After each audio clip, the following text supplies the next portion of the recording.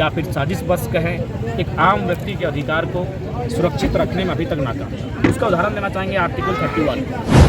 17 तारीख को कार्यक्रम रखा गया है, उसका हम समर्थन देते हैं। 60-40 की नीति बिल्कुल भी राज्य में नहीं चलनी चाहिए। बड़ी मुश्किल से ये राज्य हमारा बना है, निर्माण हुआ है, और यहाँ की नौकरियों को ही अगर बाहर के लोगों को बेच दिया जाएगा तो इससे शर्मनाक और दुर्भाग्य क्या हो सकता है। कई जगह हमारे राज्यवासी हैं, आने वाली पीढ़ियाँ हैं, उनको लाभ मिले, इसलिए कुछ लोगों को तो बलिदान अपना देना होगा, और हम लोग बलिदान देने के लिए अग्रिम पंक्ति पर आकर खड़े हैं। इसलिए मेरा मानना है डॉक्टर अम्बेडकर को सच्ची श्रद्धांजलि तभी होगी जब वास्तव में लोकतंत्र मजबूत होगा। भारत का संविधान हर एक व्यक्ति के लिए उसी तरह कार्य करे जो एक आम व्यक्ति के लिए करता है, और हम समर्थन करेंगे। और उसके लिए हमारा 19 तारीख को विस्थापित का कार्यक्रम था, जो लगभग आज से 1.5 महीना पहले ही तय था, लेकिन किसको पता था कि 19 तारीख को ही बंदी का आह्वान होगा। लोगों के हाथों में देश की सारी अपूर्ण संपत्ति जमा हो रही है। एक आम व्यक्ति और जो अग्रणी श्रेणी में जो लोग उनके बीच एक बहुत लंबी खाई पनप रही है। और इससे क्या होगा, आने वाले दिनों में हमने जिन अंग्रेजों से आज़ादी ली थी, उन्होंने इसी देश में एक अघोषित गुलामी है। वह गुलामी होगी पूंजीवाद की, वह गुलामी होगी चंद मुट्ठी भर रईस नेताओं की, कॉरपोरेट्स की। इसलिए संविधान का मतलब है क्षमता, समानता।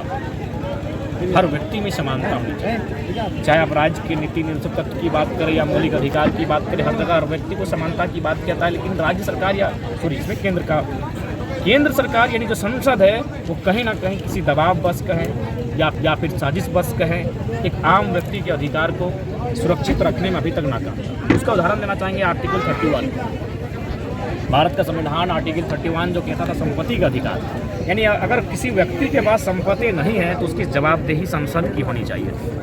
अगर संसद उस पर मुकरता तो उस पर न्यायालय का हस्तक्षेप होना चाहिए था कि इस व्यक्ति की संपत्ति क्यों नहीं है। लेकिन इस देश के हुक्मरान ने बड़ी चालाकी के साथ हमारे लोगों को दूरदर्शिता सोच नहीं होने के कारण उस आर्टिकल 31 को जो संपत्ति का अधिकार है उसे 300A में डाल दिया गया। यानी अब आपका संपत्ति का अधिकार आपका नहीं है, यानी इस देश में आप भूखे नंगे रह सकते हैं।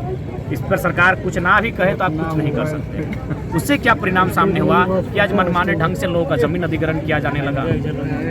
गलत कानून बनाकर चंद मुट्ठी भर लोगों को पहले तो सारा धन और देश की एजेंसियां देने का काम किया था चाहे, लेकिन अब क्या है कि हमारी जो ज़मीन जिससे हम लोग खेती करते हैं, जो हमारे माने आखिरी सहारा होता है कि आम व्यक्ति का, उसे भी बहुत तरह तरह की नीतियों के माध्यम से, तरह तरह परियोजनाओं के माध्यम से अधिग्रहण किया जा रहा है। इसीलिए संविधान की लड़ाई लड़ना आवश्यक है, समानता होनी चाहिए। आज लोग मोटिवेशन की बात करते हैं, बहुत सारे स्टूडेंट बड़े बड़े यूनिवर्सिटी कोचिंग्स में जाकर तैयारियां करते हैं, अच्छी बात है। लेकिन एक बात मान के चलिए, अगर समानता ही नहीं होगी, इक्वालिटी ही नहीं होगी, यानी अंतर अगर अमीरी और गरीबी के बीच अगर बड़ी खाई रहेगी और इसी तरह चलता रहे, तो फिर मेरा मानना है सो मोटिवेशन का भी कोई लाभ नहीं रहेगा। इसीलिए समानता होनी चाहिए। यानी मेरा मानना है इस देश में एक व्यक्ति अरबपति ना होकर 100 व्यक्ति करोड़पति बने, इस तरह का पाबंद होना चाहिए।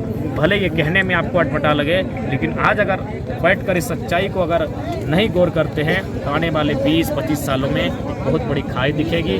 और जिस लोकतंत्र का सुंदर रूप हम देख रहे हैं, जिसमें बाबा साहेब समेत तमाम लोगों का योगदान रहा है, उस लोकतंत्र में भी कहीं ना कहीं थोड़ी सी दरार आएगी, और उसका सामना आप कर ही रहे हैं। तो इसलिए मेरा मानना है डॉक्टर अम्बेडकर को सच्ची श्रद्धांजलि तभी होगी जब वास्तव में लोकतंत्र मजबूत होगा। भारत का संविधान हर एक व्यक्ति के लिए उसी तरह कार्य करे जो एक आम व्यक्ति के लिए करता है। डॉक्टर बाबा साहब ने ही कहा था कि संविधान लचीला है, यह चलाने वाले पे डिपेंड करता है कि वो चलाता कैसा है। संविधान अच्छा भी हो सकता है, संविधान बुरा भी हो सकता है, और आज उसी का परिणाम है मुट्ठी भर लोग जैसा चाह रहे हैं, जैसे कानून बना रहे हैं, तोड़ मरोड़ के बना के निकल जा रहे हैं। झारखंड के छात्रों द्वारा नियोजन नीति का विरोध करने के लिए 17 अप्रैल को सीएम आवास घेराव किया जा रहा है, तो उस पर क्या कहेंगे? उसका हम नैतिक समर्थन करते हैं, और हमेशा हमने छात्रों के आंदोलन का समर्थन किया है, और उन्होंने जैसा भी कार्यक्रम किया है, हालांकि अगर हमसे जानकारी भी नहीं रहती तो फिर भी हमने समर्थन किया है। और जो 17 तारीख को कार्यक्रम रखा गया है, उसका हम समर्थन देते हैं। 60-40 की नीति बिल्कुल भी राज्य में नहीं चलनी चाहिए। बड़ी मुश्किल से ये राज्य हमारा बना है, निर्माण हुआ है, और यहाँ की नौकरियों को ही अगर बाहर के लोगों को बेच दिया जाएगा तो इससे शर्मनाक और दुर्भाग्य क्या हो सकता है। नहीं, कई जगहों पर तथा छात्रों के ऊपर जो FIR वगैरह भी जो हो जाता है, FIR होता है, जाहिर सी बात है, आंदोलन को दबाने के लिए FIR वगैरह होता है। लेकिन छात्र ये लड़ाई अपने लिए नहीं लड़ रहे हैं, किस नौकरी का लाभ हमें मिले, बाकी जो लोग हमारे राज्यवासी हैं, आने वाली पीढ़ियाँ हैं, उनको लाभ मिले, इसलिए कुछ लोगों को तो बलिदान